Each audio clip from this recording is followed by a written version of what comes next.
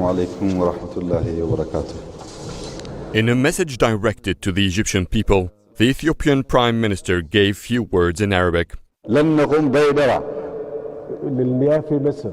للمياه في مصر. He swore to God that he will not harm Egypt's share of the Nile's water. I want to tell the Egyptian people, we Ethiopians abide to the principles of brotherhood and good neighborhood. We fear God. Therefore, we have no desire to cause harm to the Egyptian people. We believe that we should benefit from the Nile River, but when we do develop this river, others shouldn't affect the Egyptians. My brother, President Abdel Fattah el-Sisi, and myself know very well that disputes won't be in the favor of our two nations. Official statements confirmed the warmth of the talks the two leaders held during their first meeting in Cairo.